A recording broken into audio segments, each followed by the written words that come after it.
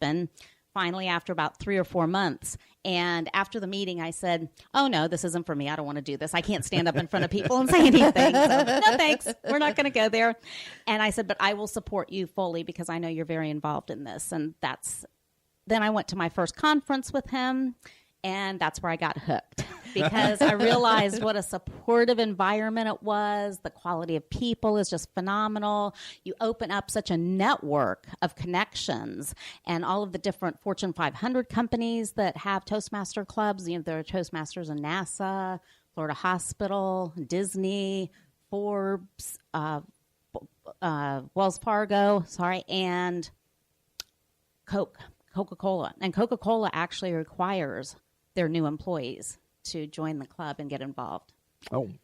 So, and then really after that, I finally did my first couple of speeches, and I realized how much of a change it would make in me because before Toastmasters, there was no way I would walk into a networking meeting. There was no way I would get in front of people and talk or anything like that. So it has really made a huge dramatic change in my life, taking me from the accounting world, which was my career before, moving into public relations, and now being able to be involved with the Chamber of Commerce. Wow. I mean, that's a phenomenal story because I know when I first started with our company, that was where I should have been, but I was so afraid to go to Toastmasters because I knew I'd have to speak publicly. So I did a disservice to myself. Absolutely. And that's one of the things that typically keeps people from going and visiting a meeting is the fear, and because they don't know what to expect. But Toastmaster meetings are very, very welcoming. You work at your own pace where you're comfortable, and you are always there being supported by everyone. So everybody know that everybody, probably 90% of the club started where you are. Not everybody walks into a Toastmaster meeting being a public speaker. Otherwise, you're going to knock everybody's fears down now. Well, actually, though, when you said that, we always say that Toastmasters is for those who fear public speaking and for those who love public speaking. Because first of all, you can always refine your skills and learn something new, just like you said, continuing education. But the other part of it is being a mentor to someone and helping them. So if you're comfortable with public speaking, then you can really help someone else. Oh, I like that idea. Really serving and giving back. Right. Which then comes back to you. Exactly. Well. I like that. And that's how I know how you are. Most definitely. Well, I mean, everyone has such a busy, hectic lifestyle these days. How does one fit one more thing into their schedule as far as making the time to go to the meetings? Are they every week, every other week, every month? And I know you've got other big events that go on. Oh, yeah, absolutely. So fortunately, like I said earlier, Toastmasters schedules are very flexible. So you can go online to toastmastersd84.org. Right up at the top, there's find a club. You can put in your zip code, and there are clubs that meet in the morning. They meet at lunchtime. They meet in the evenings, all days of the week. There's some clubs that meet on Saturdays, some that meet on Sundays. So there's something out there for as far as time for everyone. But then again, depending on what your goals are, it's all about the commitment. You know, you're committed to your work, you're committed to going to church, you're committed to going to school and furthering your education. So it depends on what your commitment to yourself is. And so you're going to find the time to make that commitment. And the nice thing about Toastmasters, too, once you get involved and you realize what a great organization it is, you look forward to going to the meeting because a lot of times that's the high point of your week. And at every meeting, you're going to laugh. Sometimes you're going to cry. Sometimes you're going to see someone get lifted up and improve. And so it's always very rewarding, and it's a very, very positive experience. So most times you're going to really look forward to going to your meeting. No, it does sound interesting. It does sound like it's a fun group with a lot of camaraderie between the members. And definitely, and and the Toastmaster family, too, just like what I saw with Hurricane Matthew coming through, which affected a lot of our district. And as the hurricane came toward the coast, and it came here at Melbourne area first. And I started seeing all of our Toastmaster people on Facebook and everything, checking in with everybody, making sure that everybody was okay. As it followed up the coast, you could see everybody checking with and opening up their homes if somebody needed a place with air conditioning and a shower or food or anything. So everybody's very, very supportive and helpful outside of Toastmasters as well. So I always say that friends are the family you choose, and Toastmasters is the family that I chose, because it is just like a big family. Wow, what an endorsement on that. I mean, and again, we always hear that, you are like the top 6 people you kind of hang with. When you hang with influencers like that, and they're such giving people, and everyone's there to help each other. Right. It's definitely a great place to be in. And everybody's in the club atmosphere. Everybody's on the same playing field. So you could be in a club with a CEO of a company and a stay-at-home mom that wants to come for social benefit, and the CEO is trying to further his presentation skills and get more refined. But everybody's there for a common goal of improvement and self-improvement. And so with all of the encouragement and everything, so all of the titles and everything are left at the door when you come into the club. And so it's a very encouraging and warm atmosphere. Wow. How long has Toastmasters been around? 71 years, I believe, at this point. Yeah, it was unbelievable. Yes, and it started in the basement of a YMCA by Ralph Smedley, and has grown from there. 94 years. 94 years. That's right. We just celebrated our 90th not too long ago. And one of the taglines that they used for that was breaking the ice since 1924, I believe.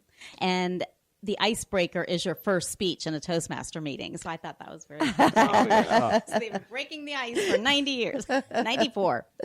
Awesome.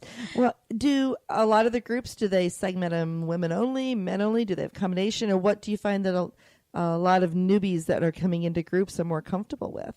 I know we have a women's only, I think it's Girl Talk here in our Brevard, Melbourne, Florida area that I have visited. So I didn't know if you found that people tend to want to join groups of their only, sex or multi-sex, whatever. It's just what they're comfortable with. Or there are several different clubs that some are for, like you said, just for women.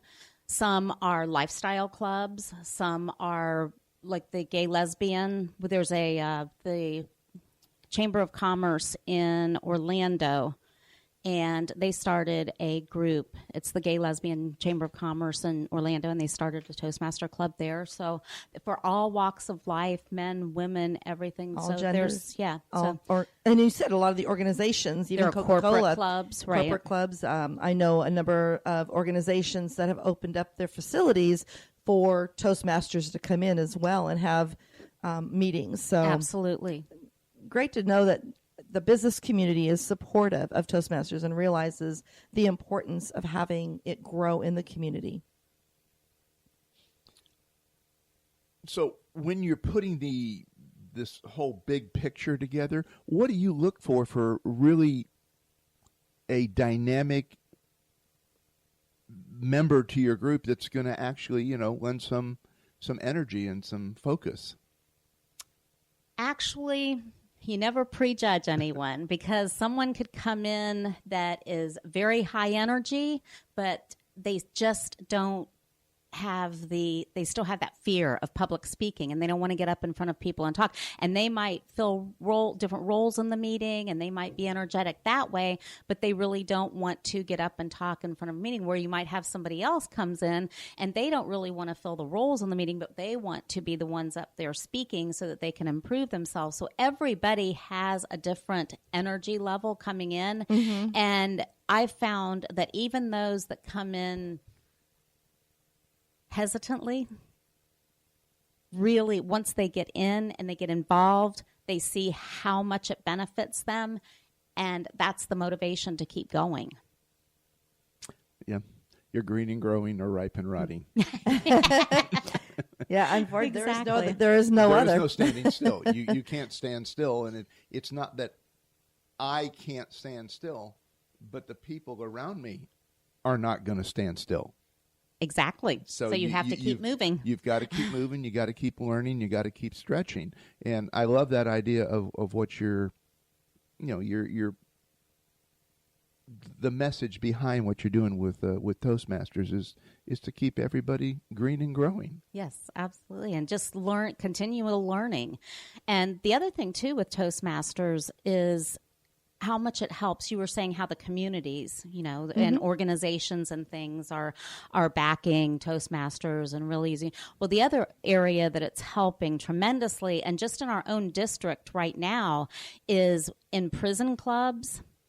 Orlando Rescue Mission has a Toastmaster club that has transitioned people that have been there for several years out into jobs because they could nail the interview. And then with youth in schools also. Yes. That's awesome. I mean, I'm thinking of how many, I see a lot of different individuals in job groups on Facebook and LinkedIn, et cetera, and they're looking for that ideal job. So they could actually be out improving their skills while they're looking. So when they do get to that next interview, when they have that opportunity, they could rock it. They could really. Well, the other benefit too for someone looking for a job is the connections that you make, and with all of the corporate clubs. So if you have an interest for working at NASA or Disney or Florida Hospital or any, an organization, all you have to do is call up their club, even if it's a closed club. You can ask to visit the club and come in, bring your resume, and you might make a good connection at the club. Oh, well, with all those great benefits, it sounds kind of expensive. So that's the other best kept secret. So what would it cost for me to join? Because it's time I think I get into Toastmasters. It's actually very, very reasonable. It's probably the least expensive organization with all of the benefits that you get. So the dues are $45 every 6 months. So that's $90 a year. Oh my gosh. And you have a one-time, if you're a new Toastmaster member, a one-time $20 fee, and that gets you all of your materials that you need to get started. And then each club sets their own club dues so that they can purchase materials and supplies and things like that for the club. So they range from about $5 to $10 a month. So you might be talking $100 a year to be involved and it's a worldwide network also. Remember that it's an international organization, and it's in over 146 countries, close to 500,000 members, and that opens up the world to you, because I've met people that I would have never had the chance to meet in my normal walks of life, because going to the international convention, there are people from all over the world there. Oh, what an opportunity. And even when you travel, you have your own personal concierge. You just call a Toastmaster club.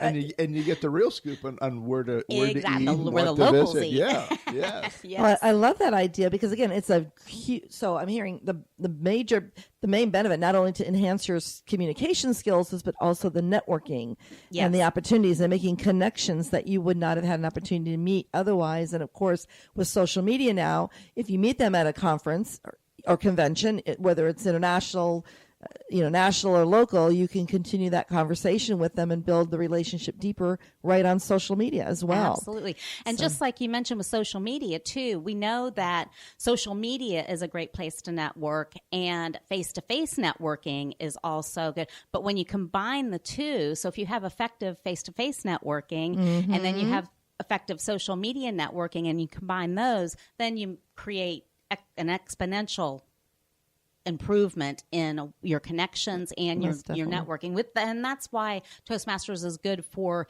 business owners as well, because there's so many skills that business owners can use and improve, plus the networking opportunities. Well, how have you felt? I mean, you've shared so much about Toastmasters, and we've known you now probably a little over a year, maybe, when we first met you in another organization over in the Orlando area.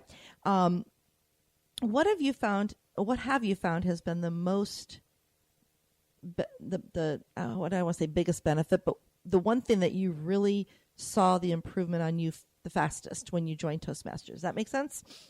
Yes, absolutely. And for me, because I never really had aspirations to be a public speaker or trainer or anything like that. And like I said, my whole background was in the accounting field. And for 22 years, I was in private and public accounting. And, the personality that most accountants have is very